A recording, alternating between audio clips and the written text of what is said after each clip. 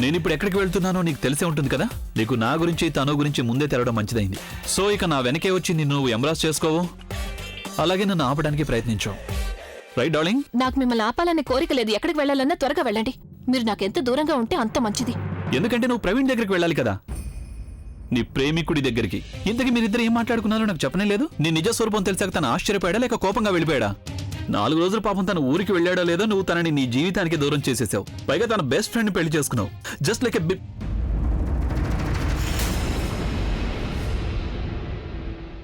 Beauty. ఇంతకీ నువ్వు నాకు చెప్పలేదు, నువ్వు ప్రవీణ్ ప్రేమిస్తున్నావా లేదా?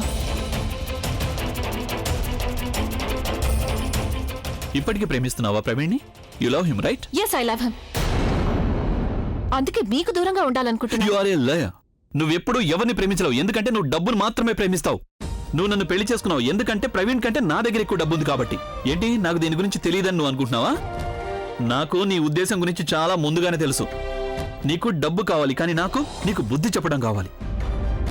ఇప్పుడు నీ శిక్ష ఏంటంటే నువ్వు ఇదే ఇంట్లో ఏదో ఒక మూల పడి ఉంటావు, కానీ నేను I'm gonna go out and have a ball. All right? It's better that you go out.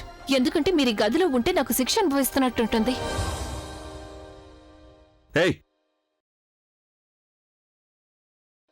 నాకు తెలుసు నువ్వు నన్ను ఇంట్లోంచి ఎందుకు పంపించాలనుకుంటున్నావు. ఎందుకంటే నువ్వు నాకు తెలియకుండా ప్రవీణ్ని కలవాలనుకుంటున్నావు రైట్? ఇదే కదా నీకు కావాల్సింది, ప్రవీణ్ ఇంకా డబ్బు. But you are sadly mistaken. ఎందుకంటే నీకు ఈ రెండు దక్కవు కాబట్టి.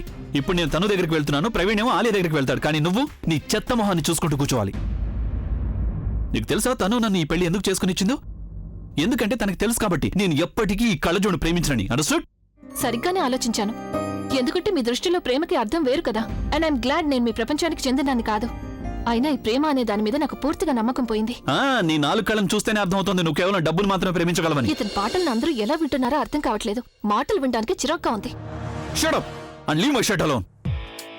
నువ్వు నా ఇంట్లో ఉంటున్నావు అన్న విషయాన్ని మర్చిపోకు. మీరు మర్చిపోకండి మీ భార్యతో మాట్లాడుతున్నారని. ఈ భార్య కేవలం బయట ప్రపంచం కోసమే అని నువ్వు మర్చిపోకు. ప్రపంచం కోసమే మీ చెత్త వాగడంతా వింటున్నాను. ఇది ప్రారంభమే, ఇంకా ముందు చాలా బాధపడతావు నువ్వు. బాధపడడానికి పెళ్లి చాలా ఎక్కువ. పెళ్లి కేవలం ప్రారంభమే. ప్రతిరోజు నీ తలరాతను తిట్టుకుంటావు, నీ అదృష్టాన్ని తలుచుకుని ఏడుస్తావు. అలాగే ప్రతిరోజు ఇలాగే మాట్లాడుతూ కూర్చుంటే ఇక్కడే తెల్లారిపోతుంది. ఇంకా ఇక్కడే ఉంటే నాతో ప్రేమలో పడ్డారేమో అని మీ గర్ల్ ఫ్రెండ్ కనిపిస్తుంది.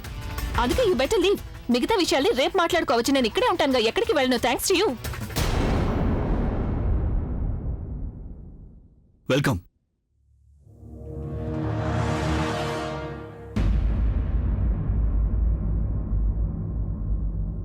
గీత, ఈ గిఫ్ట్లన్నిటినీ తీసుకెళ్లి నువ్వు ఒక పక్కన పెట్టు, సరేనా? అలాగే మేడం. వీటిని అభిసార్ రూమ్ లో పెట్టిరానా? వద్దు, అభిసార్ గదిలోకి నువ్వు వెళ్లొద్దు. వాళ్ళిద్దరూ బాగా అలసిపోయి ఉంటారు.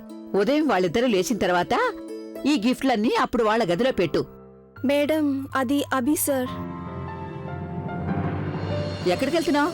నానమ్మ, అది నేను నా ఫ్రెండ్స్ తో కాస్త బయటికి వెళ్తున్నాను. బయటకంటే? నానమ్మ, ఇది ఫ్యామిలీ పార్టీ కదా, నేను వాళ్ళకి విడిగా ఒక పార్టీ ఇవ్వాలి, అందుకోసం ఇప్పుడు. ఇలా చూడు, స్నేహితులతో ఎప్పుడైనా వెళ్ళొచ్చు.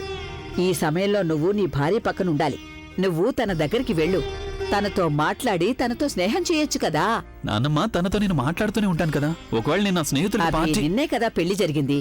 స్నేహితుల కంటే నీ భార్య గురించి ఎక్కువగా ఆలోచించాలి. నువ్వు తన దగ్గరికి వెళ్ళు. ఈ పార్టీ గిట్టి క్యాన్సిల్ చేసే. తనతో మాట్లాడలేదంటే తన గురించి ఎలా తెలుసుకుంటావు నువ్వు? నానమ్మ, నేను చాలా బాగా అర్థం చేసుకున్నాను తనని. లేదు లేదు, ఒక్కోసారి ఎవరి గురించైనా తెలుసుకోవాలంటే మొత్తం జీవితం అంతా కూడా సరిపోదు. అందుకని మీరిద్దరూ జీవితాంతం ఎంతగా కలిసుంటారో అంతగా బావుంటుంది మీకు. నా మాట విను. పద, నేను నిన్ను నీ గది వరకు దింపేసొస్తాను. నానమ్మ, నేను. పద అభి.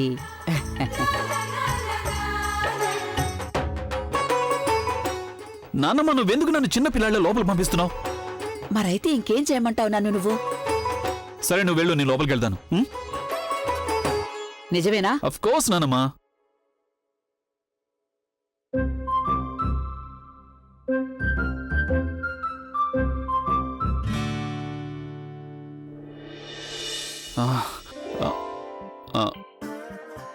ఎవరి చేత నా నీళ్లు పంపించు.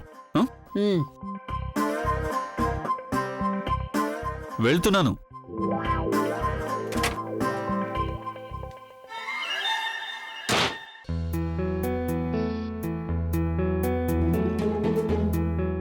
ఎందుకు తిరిగొచ్చేశారు? బయలుదేరే ముందు నీ చెత్త మొహం చూడకపోతే వెళ్ళుండేవాణ్ణి. ఈరోజు ఇక్కడే చావాలి నేను.